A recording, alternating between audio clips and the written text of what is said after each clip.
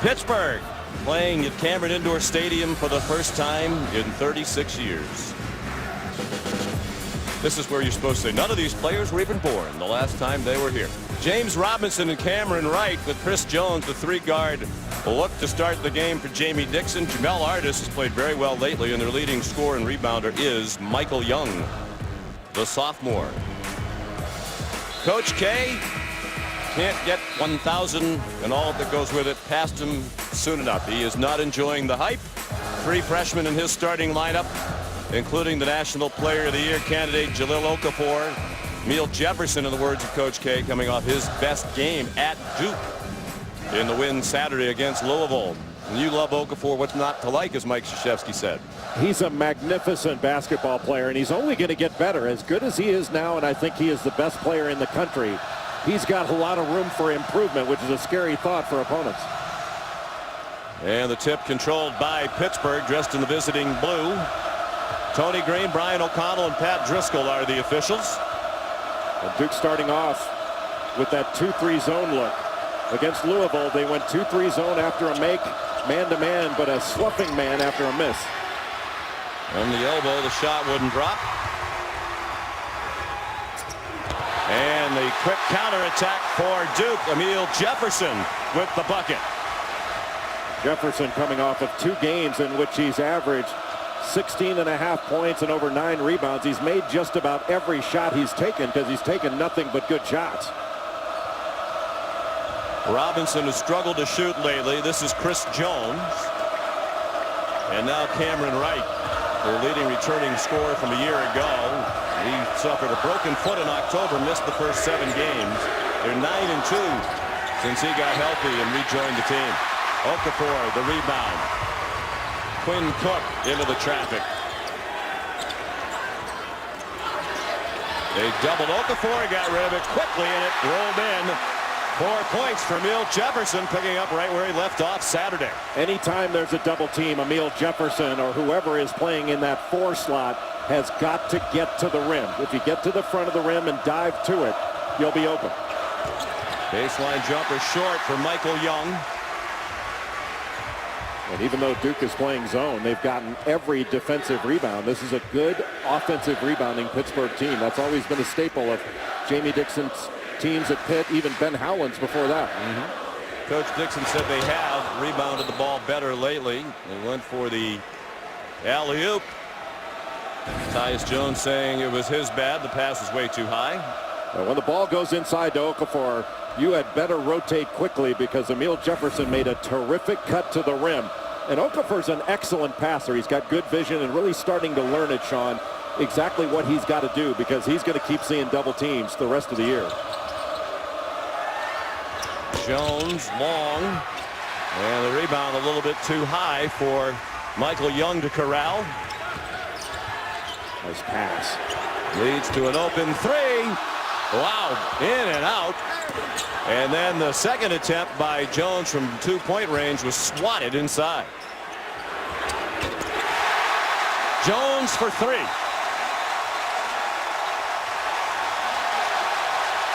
Timeout, Jamie Dixon. His players haven't been in here before. They're still adjusting to the scoring right away. He wants to share the ball, and when he draws that double team, he doesn't hesitate for 1 second. If somebody's open, he's going to pass it. Nice execution right out of the timeout. Robinson found Artis for the first bucket of the night for Pittsburgh. They were 0 for 4 prior to that bucket, and they haven't had a rebound yet tonight. Pittsburgh, a man-to-man team. They will switch out on the perimeter, but the key is, what are they going to do inside with Okafor? I mean, Young is much smaller, and it's going to be awfully difficult for him to get Okafor off of his spot in that low block. They double him very quickly.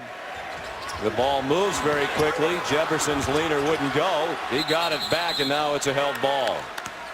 Boy, what a terrific pass by Okafor. The dive to the basket wasn't open. It had been earlier, and then he looked immediately, that diagonal pass cross court. He's got a lot of ability. He handles that ball like it's a softball with those huge hands. And he can really find people even on the other side of the floor. That's unusual for a big guy, especially a freshman. Pass inside, went past Winslow. Pittsburgh in transition and an offensive foul called on Jamel Artis as Jefferson stood in and took the hit. Yeah, that's one of those where that charge was taken on the floor. That wasn't on an airborne player, and Artis needs to come to a jump stop and make a play. Jamie Dixon, he just had a milestone of his own in his 12th season as head coach of Pittsburgh. Just won his 300th game. His win over Florida State at home. They're here off back-to-back wins against FSU and Georgia Tech. Okafor had his shot blocked inside.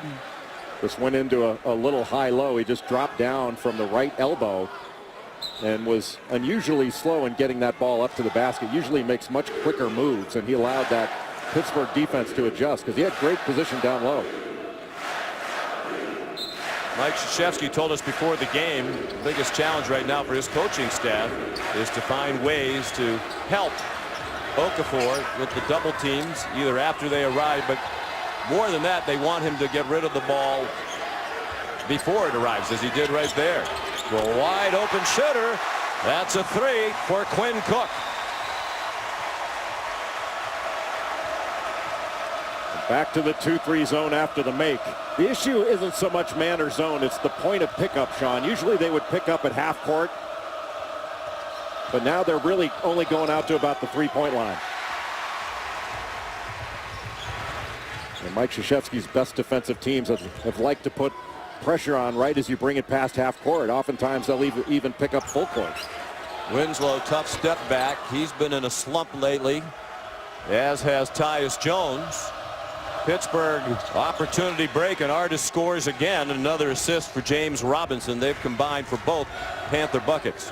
You know, Winslow's shot wasn't a bad one, but it was awfully early. There was only one pass made, and that's what allowed that transition. Oftentimes when you take less than a good shot, you'll open up transition for your opponent.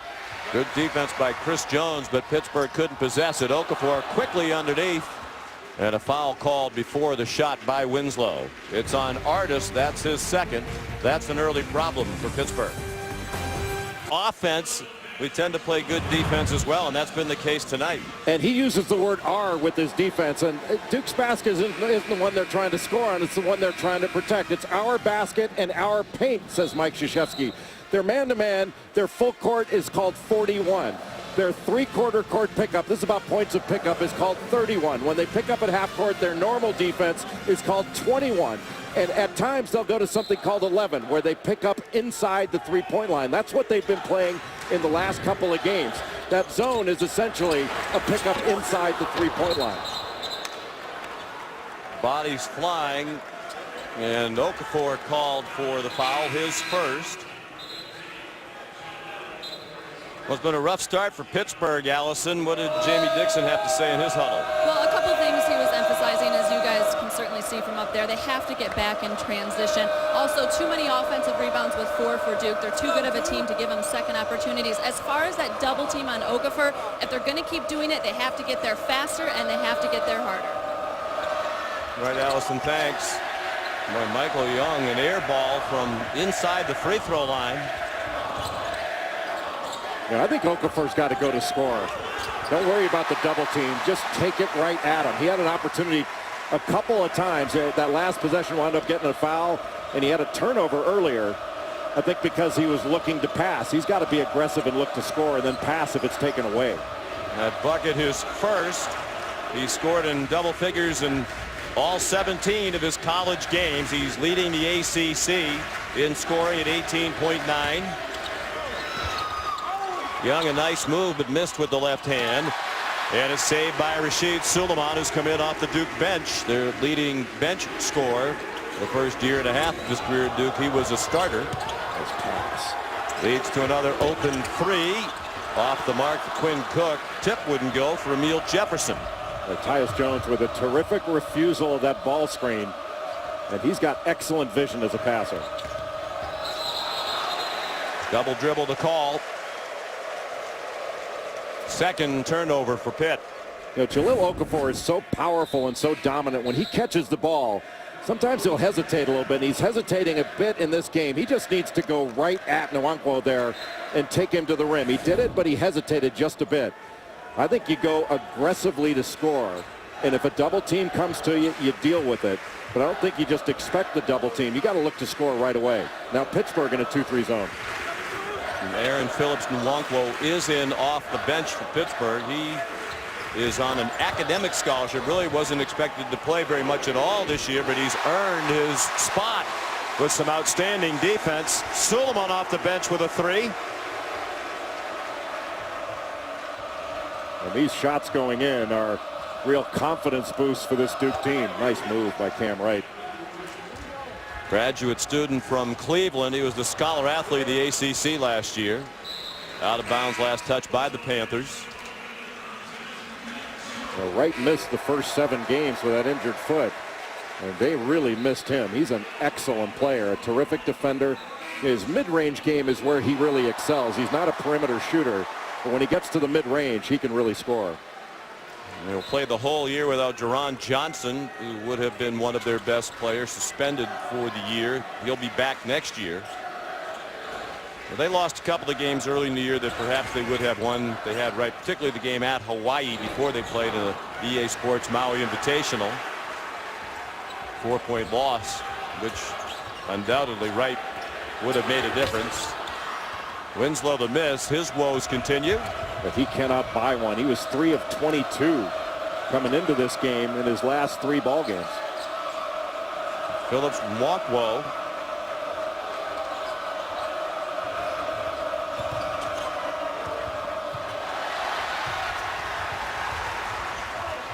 Good job by Josh Newkirk to get it back after it looked like he was going to turn it over.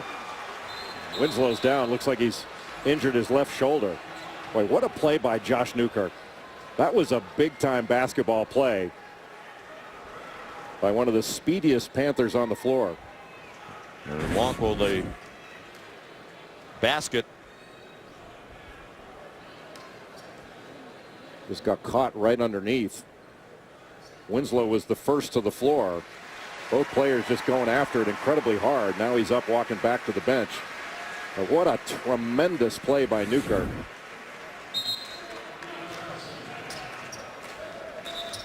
Those are the kind of hustle plays, Sean, that can, when things have been difficult, can really give your team a shot in the arm. And I think that kind of play is contagious, where you make that kind of tough play, especially on the road, other guys want to join in. Marshall Plumlee on the court for Duke.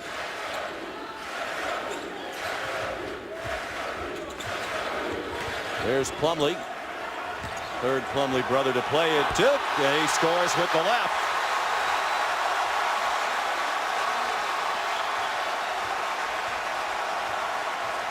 Plumlee is a crowd favorite, and he's a capable player. Both his brothers are magnificent athletes, and Marshall not far behind on the athletic front. He is an excellent athlete. He's just playing behind Jahlil Okafor. Not a lot of players in the country are going to play big minutes behind him. Luther's shot missed. Another rebound for Duke. They're hammering Pittsburgh on the glass. Cook lost it. It was out of bounds last touch by Pittsburgh. Well, Marshall Plumlee, known as a rebounder, shot blocker, excellent feet with the left hand. 17-8, the Blue Devils have out-rebounded the Panthers 14-4. Jahlil Okafor, the only player in the country averaging 18 or more points per game with 9 or more rebounds and shooting 60% from the floor. And when you've got an asset like that, you use it. The double team comes early, and then Emil Jefferson, the immediate dive to the front of the rim. The rotation is late. A great pass by Jahlil Okafor. Then the next dive. When he gets the ball, he's doubled. The dive from Justice Winslow. It's not there. It's covered by Cameron Wright. Then he looks opposite. That's a great pass. They make the extra pass. And then when he gets it with single coverage, he's got to go to work right away, because I think one-on-one in college basketball, Jahlil Okafor is absolutely unstoppable. 68% leads the ACC at second in the nation. Evan Brad's of Belmont just a fraction of a percent ahead of him. And among those in the country who've taken 10 shots or more per game, Okafor is the leading shooter.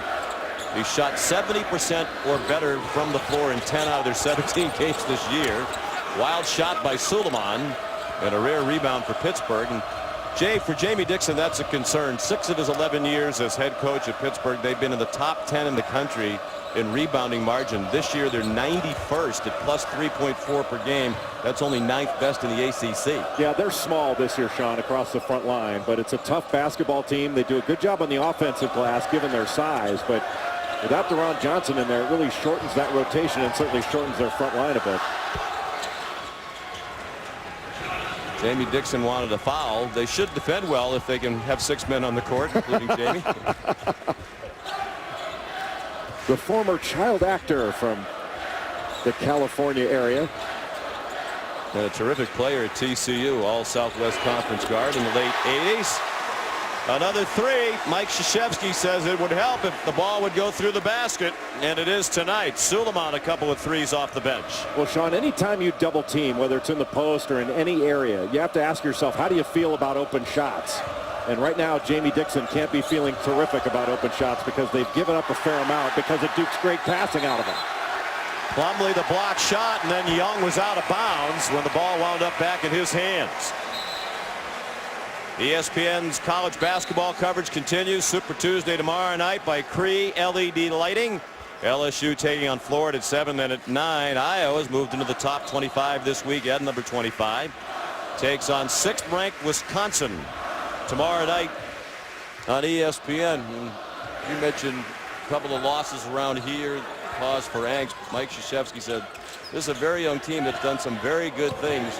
Foremost among them, that win at Wisconsin earlier this year. Another 3, this one for Tyus Jones, who was 0 for 8 from 3 the last 3 games. Well, confidence is rising, and I think it's in large measure because of how well Duke has passed the ball. It's not that Pittsburgh's defense hasn't been good. It's been good. But those double teams, there have been passes out of them. They're knocking shots down. Second foul on Jahlil Okafor.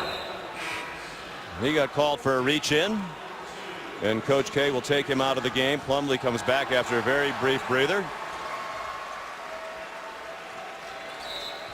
But even Marshall Plumlee, when he got the ball down in the low post, he was double teamed and passed very effectively out of it. And it's not always the first pass out of a double team that gets you the shot. Oftentimes it's the second, and Duke has made both those passes. This is their largest lead. Chris Jones knocks one home for his first basket of the night. He averages 9 a game.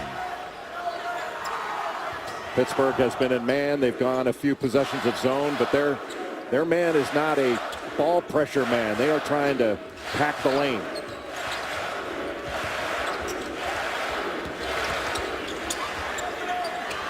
You're right about the passing. It's led to a lot of open shots. That one missed out of the corner by Jones. Rare rebound of the offensive end for Pittsburgh for Artis, and he was fouled on the way back up by Marshall Plumlee. And that was a poor defensive possession in transition for Duke. Nobody called out who had the ball. There was no talk. There was very little action on, hey, you got him, I got ball. Mike Krzyzewski likes his team to talk, and there was very little talk and communication in transition on that last possession. So Artis at the line, one of the best in the country right now.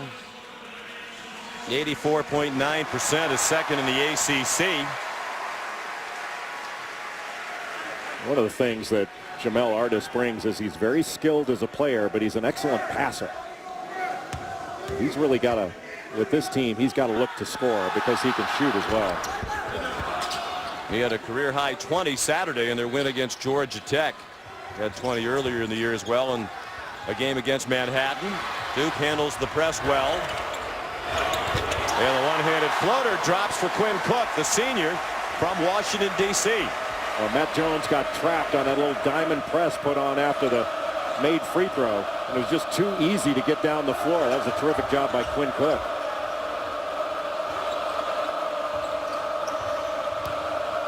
And Duke sticking with that 2-3 zone after a make.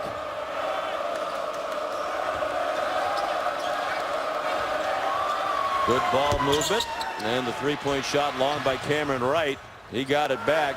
Beat Tyus Jones for the ball.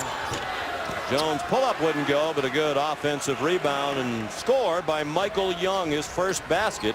He averages just under 14 per game. You know, it's funny, Sean, when some coaches struggle, they talk about, well, this is the way we play. You know, we're gonna keep doing what we do. When Mike Krzyzewski's team has had a problem, he's thinking about what do we need to do to win. If we need to change, we'll change in order to win. And he went to this 2-3 zone. It's been really effective. Part of what makes him a great coach. And it was obvious talking to him before the game, a big part of his success is the psychological part. Yeah. Knowing what buttons to push. And the challenge this year in particular with a very young team. Young team that's thriving tonight and leading Pitt. By Journey to the Tourney presented by Sonic, a spotlight on games that will impact the NCAA tournament. That'll be a high-level matchup. Well, I can't tell you how impressed I was that Kansas didn't give up in that game on Saturday at Iowa State, because I think most teams in the top 25 playing against Iowa State that night would have gotten beat by double digits, and Kansas had a chance at the end of that game. That's a team that does not and will not give up. Really impressive. Pittsburgh hasn't made anything outside the lane. They got to get some shots to go down from the perimeter because they can't keep going into the lane and getting the ball taken from them. Robinson lost it as the shot clock was winding down. The fourth Pittsburgh turnover. And the shot manages to drop. Looked like Michael Young was going to block it. But instead it's a bucket for Tyus Jones, the freshman from Apple Valley, Minnesota. Has 8.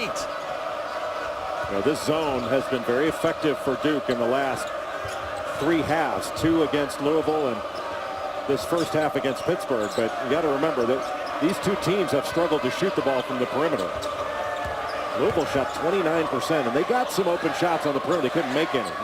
So you wonder how long and what adjustments Duke will make when they get against a team that can shoot it. I would guess they wouldn't play anywhere near as much zone. And again, it's part of good coaching. Playing teams that struggle to shoot like Louisville and Pittsburgh from the outside. It's interesting because you asked Coach K before the game if he still calls their zone defense orange because he was encouraged to play zone defense by his very close friend and assistant coach on the Olympic team, Jim Boeheim, who's known for the 2-3 zone, which Syracuse has excelled at for years. He said, nope, now that they're in the league, I don't call it orange anymore.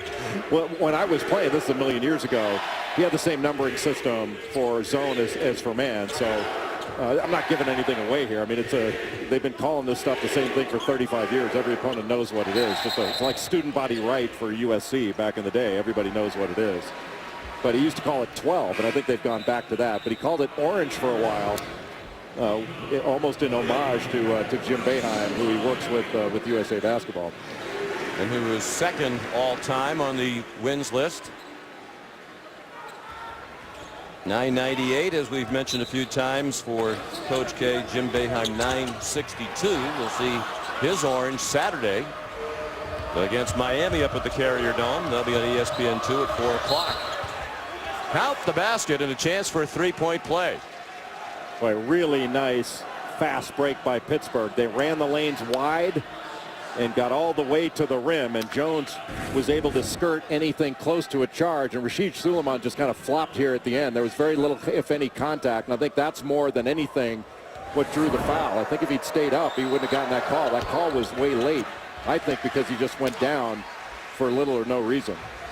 First foul on Suleiman. 4 team fouls on Duke. Been a foul-free game. Only 3 called on Pitt so far.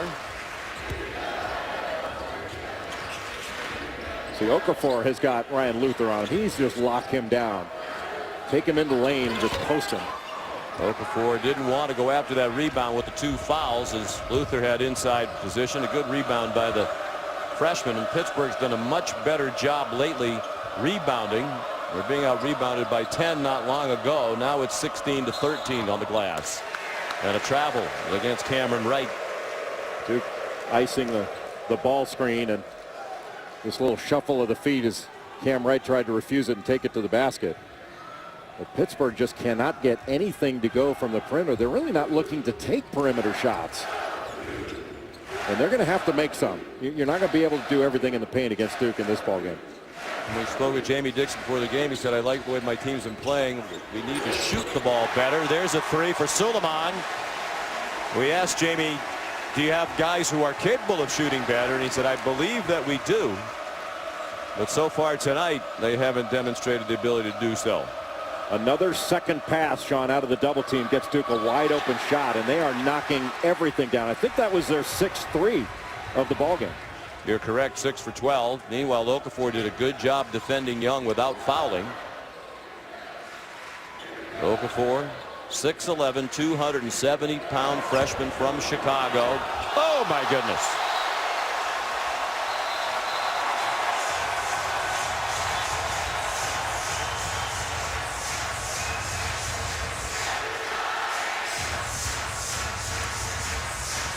These folks should enjoy him while they have him, because it won't be for long. He's just unguardable. Unguardable with one man. That's why they're sending double teams at him. And, you know, Ryan Luther had no shot here. And I don't know whether you say, you know, 6'11" Baryshnikov, Nureyev, whatever ballerina you want to name. But this young man has got a lot of game. And he's a competitor. He went to Whitney Young High School in Chicago. Played USA basketball. He's played all over the world. In fact, the young players on this Duke team in USA basketball, how about this, Sean? They've accounted for 14 gold medals in international competition, and they're 94-0 in international play. And that doesn't count any of Coach K's wins or all that with the U.S. senior national team. You know, Justice Winslow, Tyus Jones, Rasheed Suleiman, Jahlil Okafor. This guy's 94-0 in international competition. It's amazing. That is amazing. Artis, it's just their second three-point attempt. They've missed them both. Cook the other way. This is the largest lead for Duke. We approach 4 minutes to go in the first half. Trying to get back on the winning track at home. That loss in the last home game to Miami snapped the 41-game winning streak here at Cameron. In this first half, Duke has looked like the offensive team they looked like early in the year. They haven't looked like the defensive team they look like early in the year. This is a different defensive team, it seems like, but offensively, they look awfully good in this one. Turned them into 14 points, and they've outscored Pitt from the arc by 18. You know, Pittsburgh's taken the ball into a lot of traffic and a lot of trouble because they can't make a perimeter shot. And that's more than anything what's led to the turnovers. Duke's defense has certainly been good, but it's not like they're out there pressuring and forcing Pittsburgh out further on the floor as they used to do in their man-to-man defense. You know, Sean, it's kind of interesting. When talking to Jamie Dixon earlier today about his double teams, I asked him, where'd you come up with the schemes for the way you double? Because you and Ben Howland do it the same way and did it when he was at Pitt. He said, well, it actually goes way back to when they were at UCSB.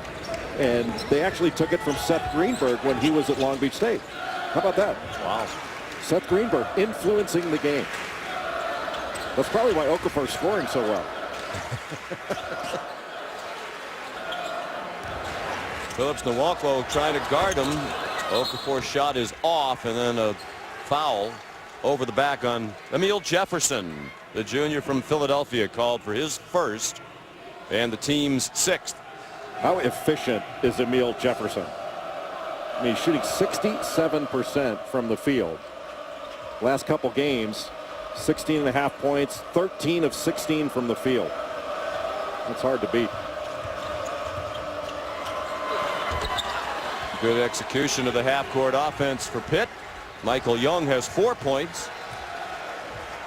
A really nice job by Cameron Wright of staying low, coming to a jump stop where he could have made a play. He could have shot that and dropped it off. Really well done. One-on-one coverage. And Okafor. Well, that's an interesting matchup. You have the most highly touted player in the country in Okafor.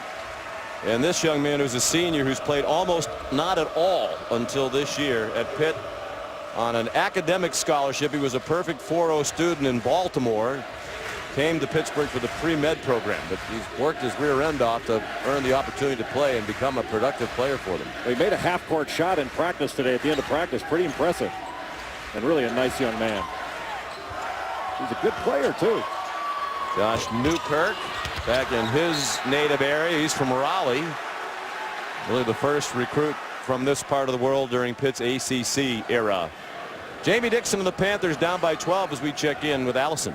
Well, guys, you were talking about Aaron Phillips-Nwankwo, and they're trying to defend Okafor, a tough task, but they've been bringing him in as kind of a defensive boost, and I will tell you, his teammates love it. When I asked James Robinson and Cameron Wright about it before the game, they said he just battles. He's so strong. He can finish under the basket, and having that underneath the basket, it just brings an energy, having a guy in the middle that can be scrappy and physical. Well, he can certainly be physical. He's big and he's strong. But you're right, Allison. Having to guard Jahlil Okafor that's not much of a reward for getting put into the ball game. And Okafor in that last possession, when he got the ball inside and got single coverage, that's about as close to a miss as he's going to get. It's really amazing when he works with his coaching staff and he's getting shots up. He uses the window as well as anybody in the country. And he makes shot after shot after shot, and the ball just dives into the basket. And so when that ball kind of hit the rim and fell in, that's kind of a Jahlil Okafor miss, because he hardly ever misses. 2 free throws by Tyus Jones. He's refound his shooting form tonight. He has 10 points, averages 9.5 per game. He had been struggling the last 3 games entering tonight. 2 minutes to go in the half. Duke's been comfortably ahead virtually throughout. The question is this going to be a 20-point lead, or is it going to be an 8-point lead? Or something in between. Phillips-Nwankwo, the bucket. That's excellent execution. Get the ball into the middle, look baseline. But the issue, the last couple of minutes are really important in this first half, because Duke can really put a cushion, give themselves a cushion. But Pittsburgh, if they have a couple of stops, couple of scores, they can get back into this thing.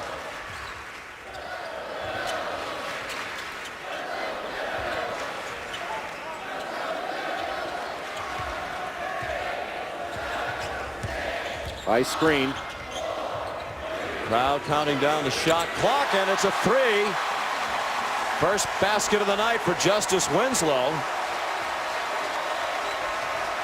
Pittsburgh left him wide open. You're not open that long in a horse game, let alone a game of 5-on-5.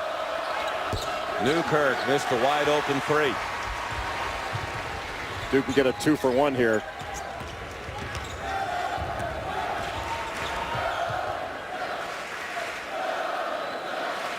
You don't see college teams make anywhere near as much of an effort to do that as the NBA teams do. Well, Mike Krzyzewski does it. You know who really does it? Fred Hoiberg at Iowa State. Never misses an opportunity to go for 2-for-1. Perhaps because of his NBA background as a player? I think so. And being in the front office with the Minnesota Timberwolves. But a lot of coaches in college will look at it like, I don't want to get 2 bad shots and exchange it for 1. I want to make sure I get a good shot, then get a stop. We'll see what happens. Foul on James Robinson, his first. So Quinn Cook at the line, 94.3%. He'd be leading the ACC in free throw shooting, but hasn't had enough attempts to qualify. There's 35 free throws for the year. And Tyus Jones, no slouch, also hitting almost 90%. To have a starting backcourt that shoots 90% from the free throw line is a real luxury, especially at the end of a close game. In contrast to the other 3 starters who are all below 60% from the line for the year. Pitt will try to take the last shot of the half. And Duke sticking with that 2-3 zone. This is where a block out for the defense or an offensive rebound for an offense can be a big play. Newkirk, foul called by Pat Driscoll. And that puts Duke over the limit. So Jamie Dixon's team will be at the line with a chance to get a little bit closer as Tyus Jones was called for his first.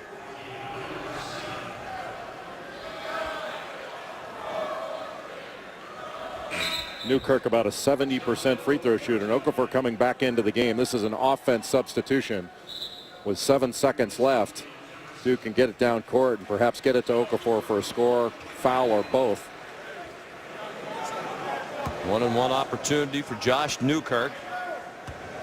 Sophomore from right down the road in Raleigh. Woo.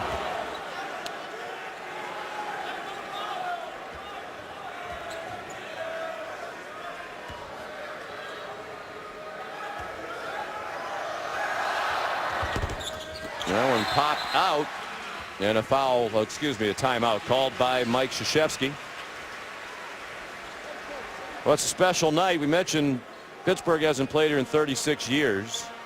And it was 36 years ago that the Duke, one of the nicest men you and I have had the great privilege to know and call a friend. Unfortunately, not able to be here tonight. He had a fall in Pittsburgh over the weekend. We wish him well now in his mid-80s and as vibrant as ever. One of the all-time great people. Dick Groat is an All-American in every sense of the word. And the long three at the half wouldn't go for Quinn Cook. Just about everything else did. 7 out of 15 from beyond the arc for 47% after shooting just 33 from beyond the line their first 5 ACC games, during which they've gone 3-2. Duke leads by 16 at the half. In the game, the first half stats brought to you by New York Life, and a lot of good numbers for Mike Krzyzewski. He said the mood of the team would be enhanced greatly just by making some shots, and they've done that very well tonight, largely because they passed the ball so well, Jay. Especially out of those double teams. When the ball's gone inside to Jahlil Okafor, he has passed it out, and they've found open people to hit 7 threes in that first half. That's the confidence booster that Mike Krzyzewski was looking for his offense. But one thing that Duke has done really well, they haven't forced a lot of turnovers. They forced 6 of them in that first half, but they scored off those turnovers and converted. Michael Young, strong move to the basket. 6 points for the Panthers, leading scorer on the season, and they're back within 14. The biggest deficit Pitt faced in the first half was 17 late in the half. Emil Jefferson. And Artis playing way off of Jefferson. Count it for Tyus Jones. He's been a new man tonight. And he'll have a chance for a 3-point play. He has 12 points. We check in with Allison Williams down the floor. There was so much talk about Duke's confidence shooting the ball coming into this game, and I'll tell you, after that first half performance, they're feeling pretty confident. I talked to assistant coach Jeff Capel, and he said exactly what you guys did. That early Jahlil Okafor did a good job beating the double team by finding the open guys, and those open looks, getting them to fall, led to their confidence being high early. He said here in the second half, they just need to keep it there, be smart, and play hungry. 13 points now for Tyus Jones. Thank you, Allison. But Jones has really had his best game against the best opponents that Duke has faced. He was magnificent on the road at Wisconsin. He played very well at Louisville, even though he didn't shoot the ball particularly well. He had 10 points and 8 assists in that one. But Tyus Jones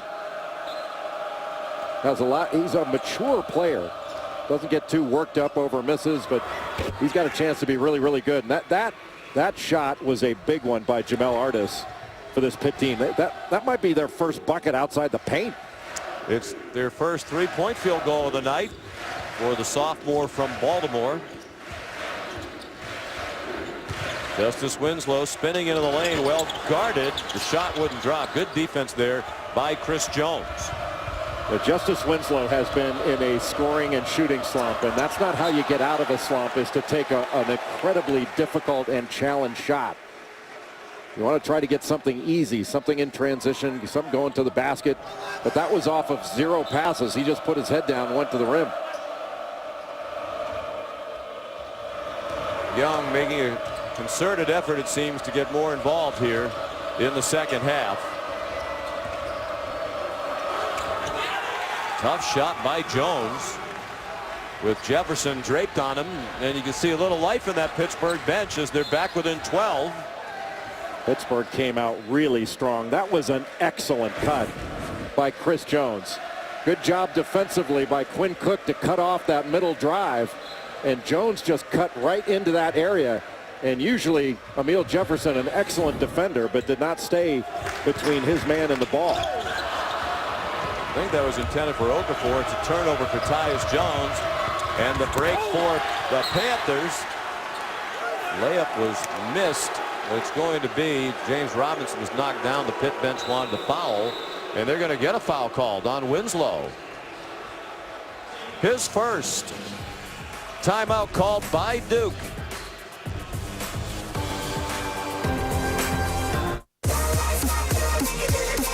It goes down at the X Games. Who cares what it Really means enabling someone to be courageous. And I'd never heard it quite described like that, but that's really what he's trying to do. Tell his team, don't play timidly. Go out there and be courageous. Well, and his wife, Mickey, has been along his side since he was a cadet at West Point. And sitting to her right was their daughter, Debbie Savarino. And just about every good idea that you see around here in Cameron Indoor Stadium, with all the changes that have been made and all the things that they do in this program, have been their idea. How about putting the idea they have of a broadcast booth that isn't attached to the roof in a sauna? Cameron Wright has 4 points now for Pittsburgh, and the Panthers are within 10. Typical of the Pittsburgh program under Jamie Dixon. They're going to battle all the way to the end, win or lose. Really, you can see the intensity's picked up in the defense as well. Really the first time that Okafor has been slow in handling that double team. Still 6 points for Okafor, averages 19. Winslow, a big bucket, and it's a three. Well, how many guys, Sean, can dribble out of a double team like that? Back to the 2-3 zone after the make. And the movement much better right now for Pittsburgh. Moving with a purpose. That extra pass leads to a wide open shot, and it stays down for Jamel Artis. Pittsburgh has come out much stronger in this second half. It's almost like they were trying to feel out the process in the first, and were caught flat-footed at times and not taking advantage of offensive opportunities. Good double team by Pittsburgh to make Okafor get rid of it. Winslow for an open three for Tyus Jones. 16 for the freshman. And all the passes have been right on the money. Hitting a teammate in his shooting pocket so there doesn't have to be an adjustment before the shot is launched. Chris Jones answers with a three. Both sides heating up. 9 points for Chris Jones. Their leading three-point shooter. They don't lead heavily on the three ball with a lack of outside shooters. He leads the team in threes made. That's just his 23rd of the year. Okafor into the traffic. How are you going to stop that? That's a big-time move. He always catches and looks into the middle to survey the entire floor before he makes a move. He pauses for poise when he catches it. And once he sees that he had an opening, I mean, he went right into that opening, spins back and finishes with the right hand and one. If you blink, you won't see it, because that's how quickly Okafor moves with the ball down the low post. Really extraordinary footwork for a man his size. And you know, as a low post player and as a freshman, just as a first-year player, you know, I can't recall any offensive low post player being as polished and as good as Jahlil Okafor. He was fouled by Michael Young while scoring right before the media timeout, so this is a chance to finish the three-point play. And of course, I'm talking about in the Atlantic Coast Conference. There have been a lot of great players, but you know, in this league as a freshman, he's as polished out of the gate as anyone I can remember. Cougs press leads to a free throw opportunity for Emil Jefferson. Winslow took the ball away near midcourt, and Jefferson will shoot a couple. And the foul's on Cameron Wright. Almost looked like Pittsburgh was a bit surprised by that full court pressure. And that's not a turnover that you see Pittsburgh make often. Cameron Wright, usually smart in his decision making on the basketball floor, and that was not a good pass. It was to a man running away from the action instead of coming back to the ball to shorten up the distance.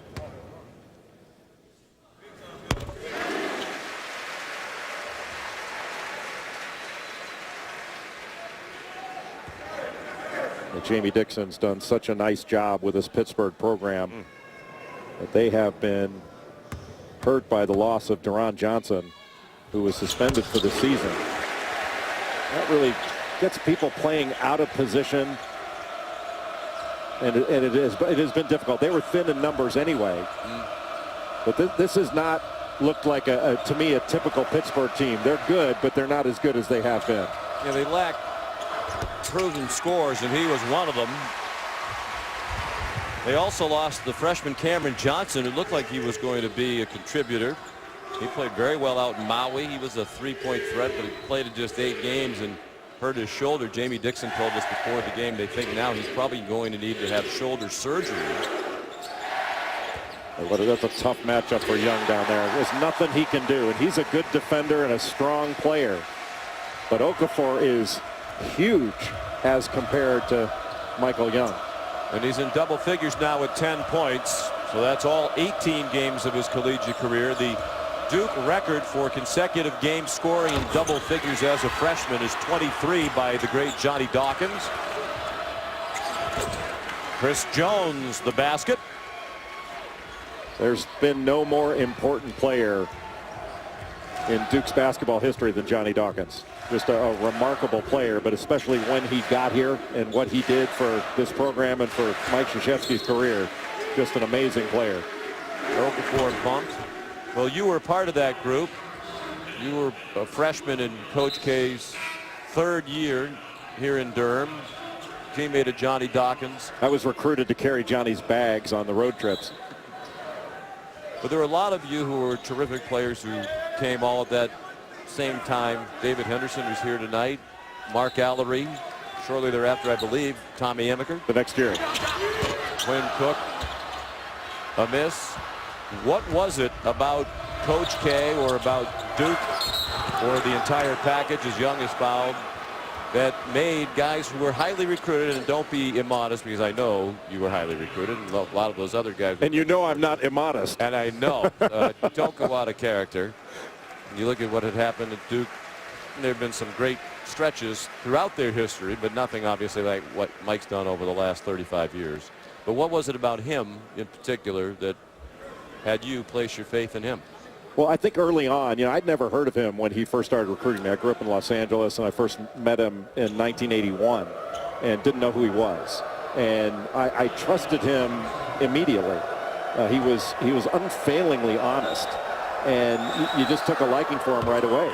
And I'd like to be able to tell you that I chose Duke because of the Gothic architecture and the great reputation for the school and their major programs and all that, but that's not true.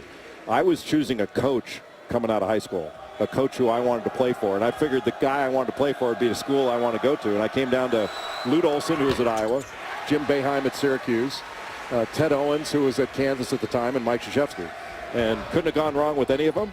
But Coach K says now he would have gotten to 1,000 a heck of a lot quicker if I'd chosen one of those other guys. I think he's borrowing jokes from his good pal and close pursuer Jim Boeheim, because that's the line Jim used when he went to the Hall of Fame. Suleiman to 3. He said if P.J. Carlissimo had stayed at Seton Hall longer as the coach, Jim would have gotten to the Hall of Fame faster. And of course they are the best of friends. Big night for Suleiman. Duke's shooting has been excellent, but I think it's in large measure because their passing has been excellent. All the passes have been right on the money. It's not just been, Sean, the extra pass, it's been the right pass. Cook's 3 wouldn't go. The offensive rebound by Suleiman kept it alive, and Tyus Jones has 18.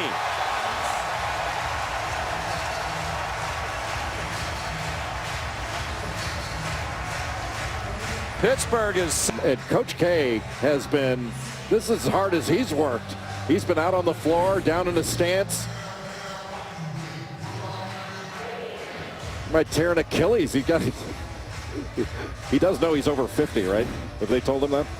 He is 67 and will be 68. You never believe it. One of the things, and look, Jamie Dixon is the same way. I mean, a lot of coaches do this, but I think it's many of the gifted coaches do this. Like, he can sense when the team needs energy, and when the team is too keyed up, these great coaches are really calm, and when they're too calm, they get keyed up, and they've been too calm, and he's been keyed up. Pressure led to another Pittsburgh turnover, but for one of the few times tonight, Duke didn't capitalize on the turnover, and Newkirk turns it over again. It'll be interesting to see how long Coach K goes. He's going to be the first coach in men's basketball to reach 1,000. It could be in their next game at St. John's on Sunday. He is a healthy and vibrant 67-year-old, and it's clear, as we've seen tonight, he still has great passion for the job. I think as long as his health is good, he's going to keep doing this. He really enjoys it. He still gets a bang out of winning and preparing. 2-3 zone now for Pittsburgh, and got the ball inside awfully easily, and one of the very few times that you'll see Jahlil Okafor not finish a play around the basket. He rebounded his own miss and got fouled by Chris Jones, his first, and the 5th already in the half against the Panthers. Duke hasn't missed a free throw tonight. 8 out of 8 as a team. Okafor's 1 for 1. One of the few weak parts of his game so far as a freshman. 58% from the line. More college basketball tomorrow night with Super Tuesday, presented by Cree LED Lighting.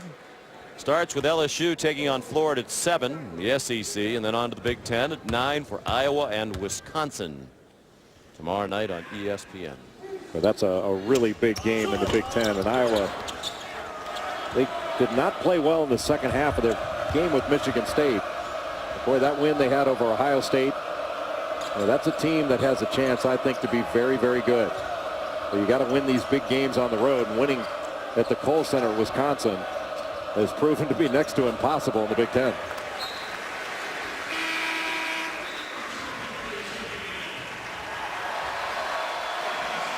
Okafor goes out to a nice hand.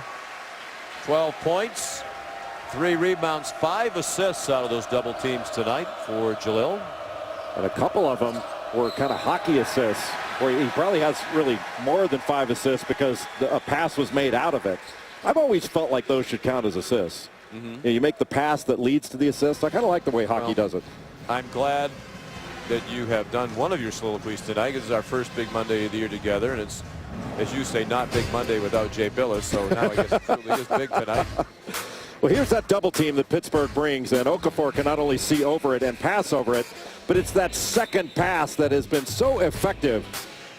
And Quinn Cook, they're finding Rashid Suleiman, who caught the ball ready to shoot down in the stance. Another double team, and Okafor looked like he might have switched pivot feet there, but he's able to dribble all the way into the middle of the lane, draw 4 defenders, and then kick it to a wide open Justice Winslow. And that's the kind of shot, a good shot, that Winslow can get that'll let him see the ball go through the basket, and he can get some of his confidence back. But Okafor's confidence has been at an incredibly high level because he's shooting close to 70% from the field on the season. Oh, nice inbound play. It was juggled by Artis. That might have helped him out as he wound up being fouled. He has 15 points and a chance for a 16th. Marshall Plumlee called for his 3rd. A terrific job by Artis, and this is where Marshall Plumlee, the 7-footer, needs to stay under the basket and protect that rim. That drives coaches crazy to give up a layup on out of bounds underneath, but very well executed by Pittsburgh. Another big night for Artis after his career high 20 on Saturday.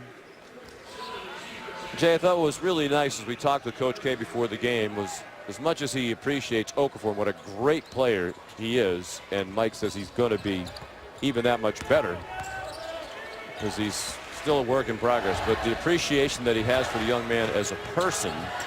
He said he comes from a great family and he grew up happy. His family's happy, he's happy, and he radiates happiness around this program as well. I've always found that the guys that shoot 70% radiate happiness. Whoa. Look away pass by Tyus Jones underneath. Suleiman. Plumlee the offensive rebound. And a foul.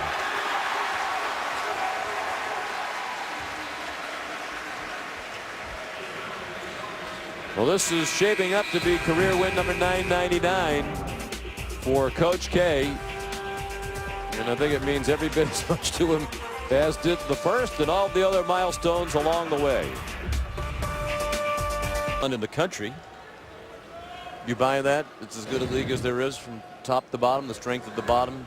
I think it's the most competitive conference top to bottom. I think the ACC has some better teams at the top, but maybe not the strength down at the bottom. I mean, the Big 12 has got 10 teams, and of the sort of what we call the power conferences, the major conference, really the only one that does the round robin. The Big East does the same thing, but I don't know why we don't call the Big East a major conference. It is a major conference. But the Big East, I'll tell you, the Big East may have been the most surprising conference this year as to how well it did in the non-conference. I can't tell you that I expected that, but outside of the Big 12, I think the Big East had the best non-conference record. And Villanova still up there, 17-1, number 4 in the country this week. First bucket of the night for Sheldon Jeter, sophomore transfer from Vanderbilt. Played sparingly tonight, and interestingly so, because Jamie Dixon said one of his thoughts lately has been he needs to get Jeter more playing time. Well, he's so athletic, and he can guard multiple spots, guard a big guy, guard out on the perimeter. He's guarding Matt Jones right now out on the perimeter. But they needed him to start making some shots. He didn't play at all last year after transferring from Vanderbilt.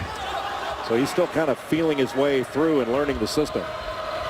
5-on-4 break for the Panthers, and Plumlee's going to be called for a foul. You know, it's funny. He's probably not going to get 2 shots there. How could he go up? You know, Robinson with a nice shot fake. I mean, there's no way he could go up. Lucky nobody got seriously hurt. 4 fouls on Plumlee.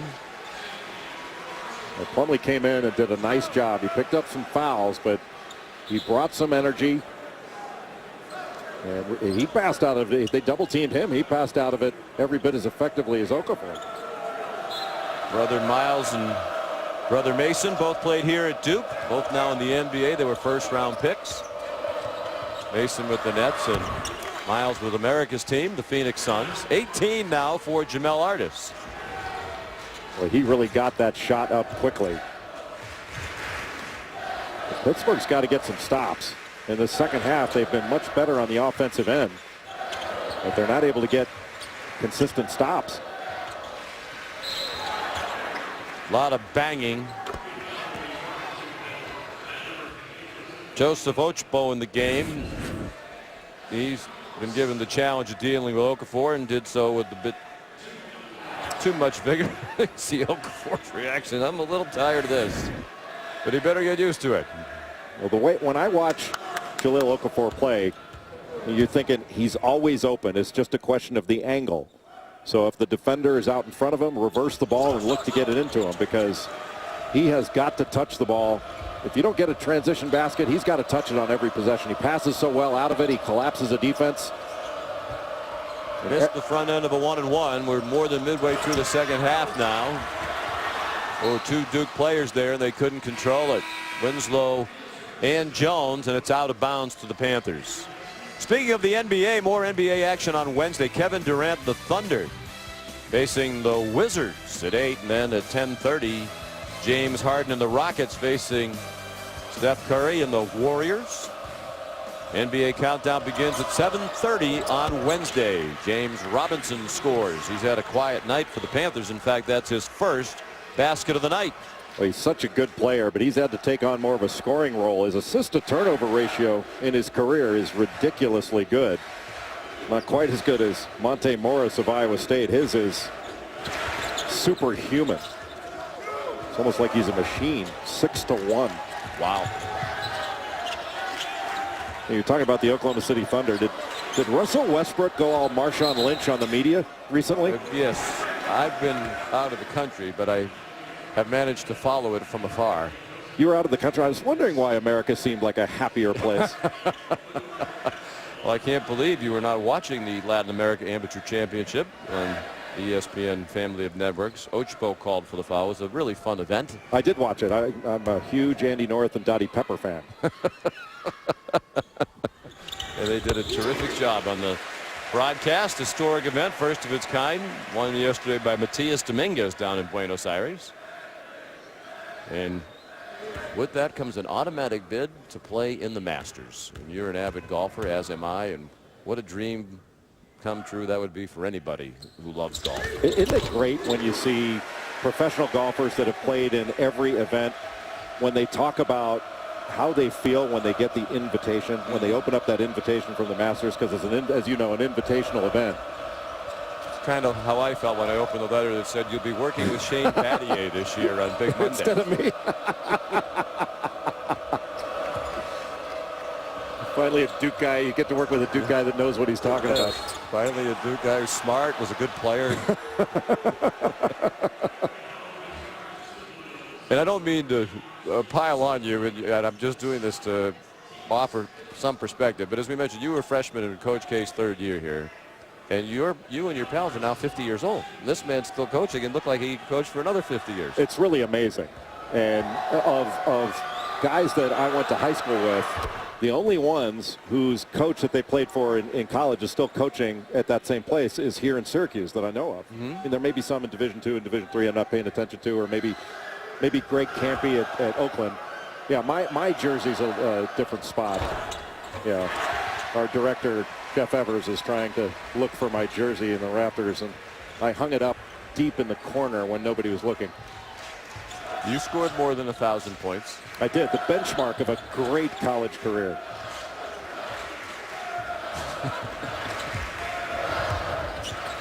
$15-point lead for Duke. They have not trailed tonight. Whoops. Kicked out of bounds by Suleiman. Just the fourth Duke turnover of this game with 8.5 minutes to go. You know, Pittsburgh doesn't put a lot of pressure on the ball. They're not out in passing lanes trying to deny passes, but they're a good defensive team. And this is as well, and Duke's a very good passing team. They're a high assist team, but this is as well as I've seen them pass it all year long. Robinson the save, but it went to Emil Jefferson. This is looking like it's going to be number 999 for Coach K. And he has a very tough stretch coming up to get 1,000. They have 3 road games in a row coming up at St. John's, at Notre Dame, and at Virginia. Foul called on Okafor. His third. Media timeout with 7:55 to go. ESPN's exclusive present. And an athletic and an older St. John's team, but you know, Sean, it's hard to fathom 1,000 wins.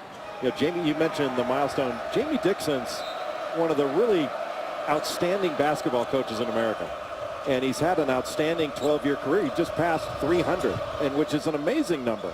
And to think that Coach K is about to get 1,000, it's hard to fathom. That would be approximately 700 more. And Jamie was one of the fastest ever to 300 wins. He won his 300th game in his 401st career game, 19th fastest of all time in terms of number of games to get to 300 wins. And he did it more quickly than some of the all-time greats, Dean Smith, Bob Knight, John Thompson, and Eddie Sutton. And the success he had in the Big East was absolutely remarkable. You know, going to all those Big East championships and Big East finals in Madison Square Garden. And you know, I still think his best team at Pitt was in 2009 when they got clipped in the Elite Eight by Villanova when Scotty Reynolds took the ball length of the court. You know, Sam Young was on that team, Levance Fields, DeJuan Blair. That was a remarkable basketball team. And one of the most memorable shots in Pitt history came against Duke, 2007 at Madison Square Garden. Levance Fields, the three-pointer. And then Duke had a couple of last-ditch opportunities. John Shire now on the bench as an assistant to Coach K with that long shot. And the Panthers won 65-64 with a thriller. Another one at MSG. Jamie won 2 Big East regular season titles and a Big East tournament title. But by percentage in conference games, he was the winningest coach in the history of the old Big East, as we like to call it. Really remarkable. And just looking at that 2007 game when Levance Fields got the switch and knocked that shot down, you could see Sam Young underneath the basket. Maybe the best shot fake that I can remember of a forward in the last 10-15 years. And that ties it all together, because who loves a shot fake more than Coach Knight? Mike Krzyzewski waving his arms at the end of that timeout, just trying to get the crowd a little more into it. This is still, even Josh though, Newkirk a 3. You know, even though this is a double-digit lead, there's a lot of time left in this game. A couple of stops, couple of baskets, and all of a sudden the outlook could be different. I was at the game at Boston College that Pitt played a couple of weeks ago when they were down by double figures with 2 minutes to go and came back and won. Obviously a much different level of competition here tonight against Duke. Okafor's got to touch it. Cook will go to the line. He was fouled in the act of shooting. And Jamie Dixon, just to put the exclamation point on it, in Big East games, regular season and Big East tournament games, won 65.8% of all Big East games he coached. Best of all time, just a little bit ahead, 0.4% ahead of Jim Boeheim. Next on the list, John Thompson, Rick Pitino, Buzz Williams, Lou Carnesecca, Jim Calhoun. So when you win a higher percentage of those guys, many of them in the Hall of Fame, you've done something right, and he does it without the McDonald's All-Americans that so many of those other schools do recruit to their campuses. Whoa. Nice block by Jefferson. But Artis wound up with it after Robinson's shot was blocked, and Artis has 21, a career high. The previous career high didn't last long. He had 20 on Saturday. And Coach K before the game talked so admiringly about Jamie Dixon. He said this will be a hard game tonight because they are very well coached and they have a terrific program. They do what they do over and over again, year after year, very well. And he emphasized that word, program. Pitt doesn't have a good team. They've got a really outstanding program. Shot clock running down. And a three. It's been his night. Tyus Jones with 19. Wow. His career high is 22. He's had some of his best games against the best competition. 22 in that big win at Wisconsin. He had 21 in their victory over UConn, and 19 tonight against Pitt. Shot clock winding down, and Jamel Artis, who is bigger and longer, just switches right out. Got a hand up. That was a contested shot. See the high ball screen set by Emil Jefferson, and then the switch. And that's big time by Tyus Jones. He has really played well, and played well against Louisville, just didn't shoot well. But you mentioned shorted him by a couple points too, Jay. As you see, he has 21, so he's one shy of his career high. Well, you mentioned it, Sean. In the biggest games, he has performed at his highest level. Young man who gets to the free throw line as well. Nearly 40% of his points have come at the line. When he gets there, he makes them. 5 assists per game, second in the ACC. Better than 3-to-1 assist to turnover ratio. He's had a very good freshman year. One of the 3 freshman starters for Coach K. You know, Duke was able to win at the KFC Yum Center in Louisville against the highly rated Louisville Cardinals.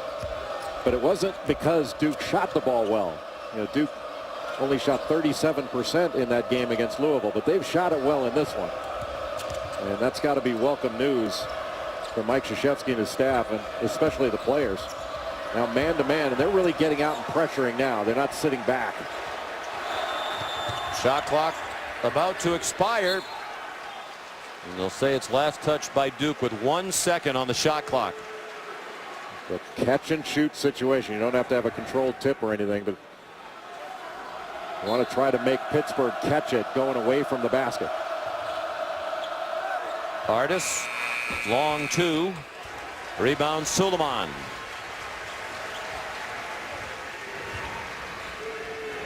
Duke is shooting 47% from the floor and 48% from three-point range. 15 out of 17 from the free throw line. Now Pittsburgh really having to extend, and this is not the way they normally play defense. That's going to open them up for driving lanes.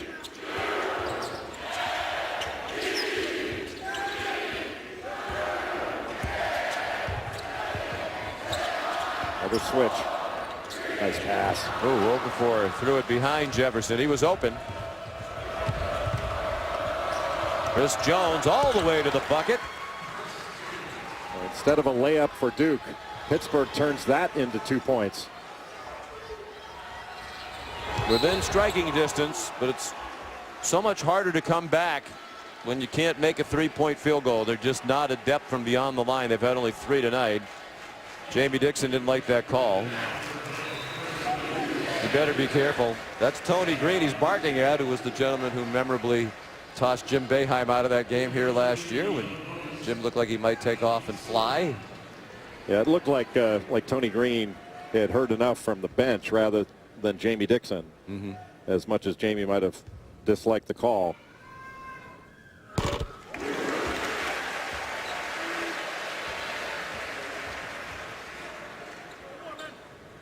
And Suleiman has had a nice game.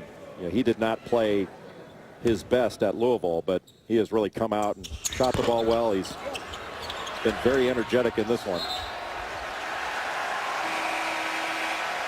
Pittsburgh the last to touch. Duke ball, full shot clock.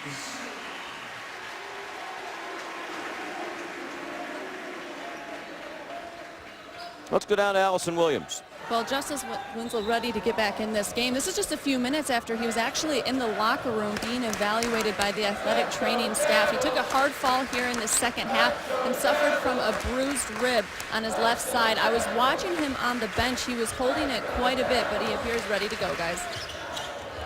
He's taking a lot of bumps in this one, Allison. He went down with a shoulder early on going for a loose ball. He got knocked down. Looked like he injured his hip briefly. And then that bruised rib. Okafor, another bad pass, got deflected. Duke got it back. Pittsburgh in transition, and the dunk.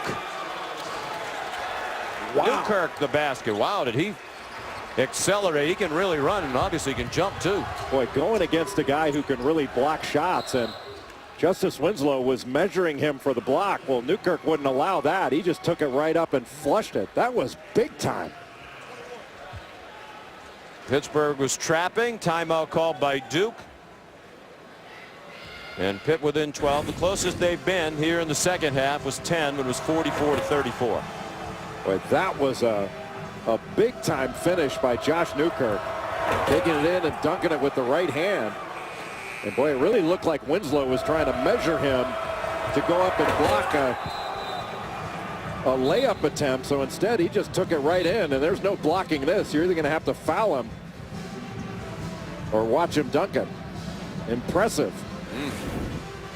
Homecoming for Newkirk from Raleigh. Word of God Academy. They've had some pretty good players here. John Wall. John Wall's pretty good, isn't he? J. Leslie. Wall is having a fabulous season for the Washington Wizards.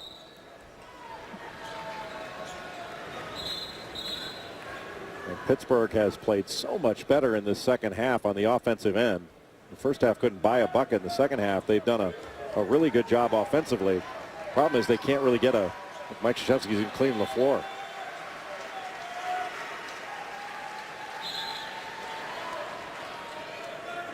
Pittsburgh just hasn't been able to get stops in the second half.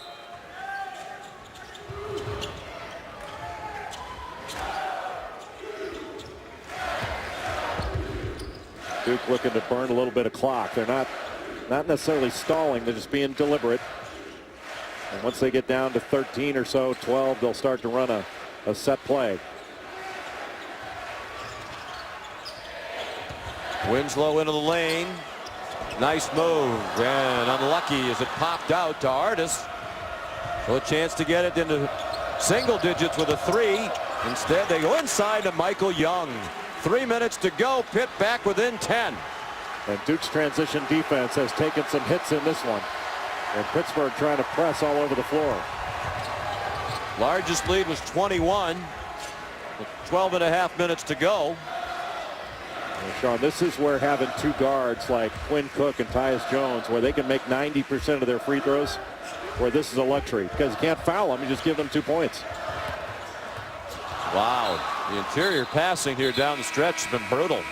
After it was so good much of the night, Winslow fired it past Okafor. And Pittsburgh, Sean, just will not quit. They continue to come at Duke, and they have been especially good in transition to get back. From one iconic venue to another, from Cameron to Allen Fieldhouse. As soon as we're done here, Pittsburgh's made a game of it. Looked like it was going to be a cruise to win number 999 for Coach K. But the Panthers have battled to within 10 with 2.5 minutes to go now. Well, 2-2-1 three-quarter court pressure from Duke back into the 2-3 zone. Artis, the floater, didn't get it to drop, and it's saved along the baseline by Quinn Cook. Well, that was an important stop, Sean, for Duke.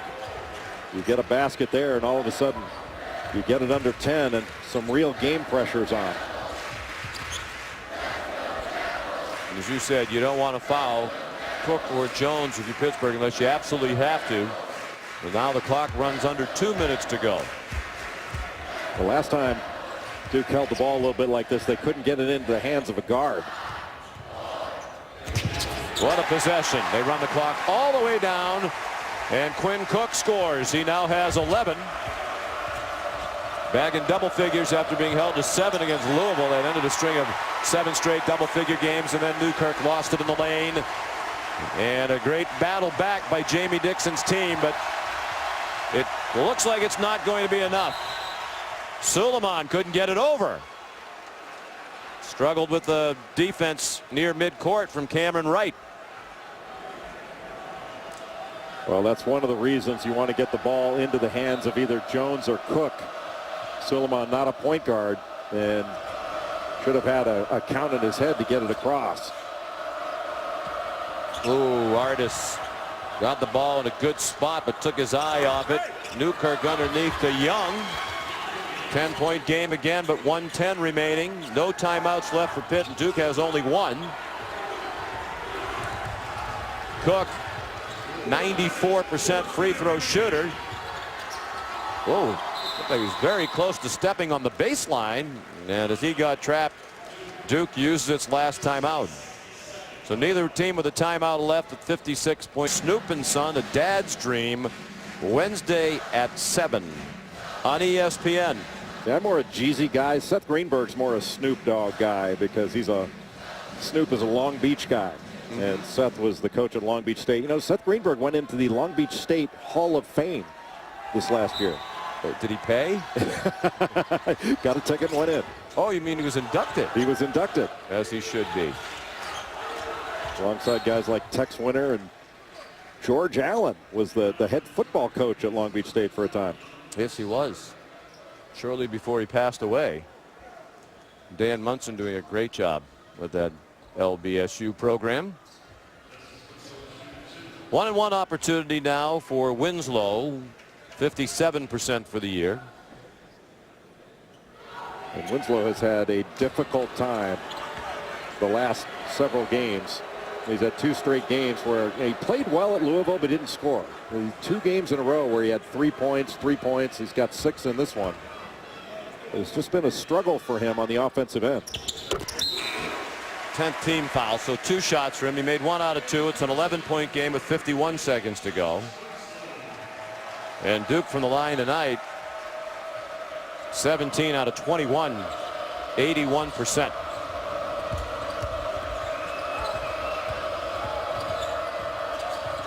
Cameron Wright. Young got his fingers on a possible offensive rebound, couldn't grab it. Now a held ball. The possession arrow belongs to Duke. Well, Pittsburgh doesn't have much of a choice. They're going to have to go for a quick steal or foul right away. But with just 37 seconds left and an 11-point deficit, that's an awfully tall order. A rebound for Quinn Cook is 10th. He's just 6'2". Well, he has a double-double tonight. Jefferson gets a hand as he goes off. A steal on the inbounds. Poor job by Duke. Artis battling. So this will be win number 999 for Coach K.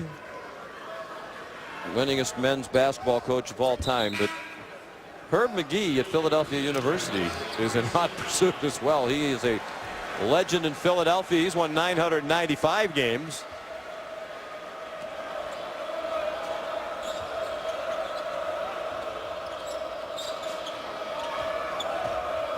Oklahoma and Kansas.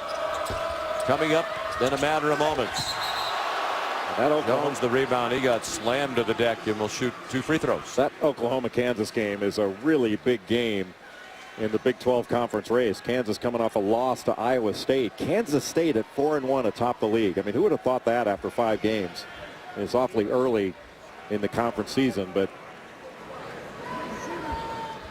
Kansas has to protect its home court. This is a really good Kansas team, but not a great one. And they don't have a lot of margin for error.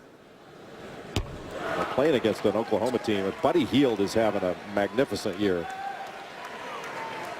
We showed you the difficult schedule upcoming for Duke, and when you play in this conference, you're going to have a difficult upcoming schedule. Pittsburgh with Louisville next.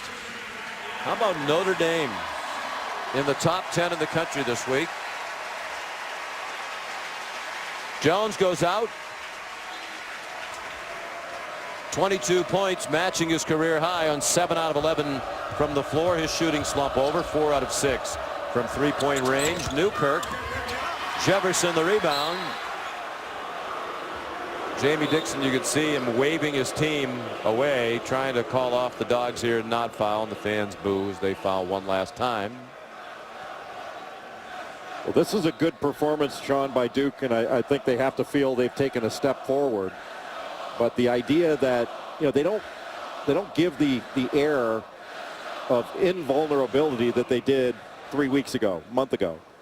And this, you know, it's funny, last year about this time, remember what the discussion was last year around here about this time? It was, what's wrong with Jabari Parker? Remember that? And you kind of forget that when you start ACC play, no matter if freshman, sophomore, you know, it's tough. And you're going to go through some bumpy times. And I think Duke's been, you know, their confidence has been shaken, and they're just going to have to work through this. But I still think you're looking at a team that's Final Four, has got the potential to be a Final Four team, and they can beat anybody. And they won their first 13 games all by double figures. In fact, they've played only 1 game all year that was decided in single digits, an 8-point win against Wake Forest. Their 2 losses were both by double figures. 999 career wins for Mike Krzyzewski. And a chance to become the first men's basketball coach collegiately to 1,000 on Sunday back at Madison Square Garden, where he earned number 903 and made history in the process. Solid win over a game Pittsburgh team. The final 7.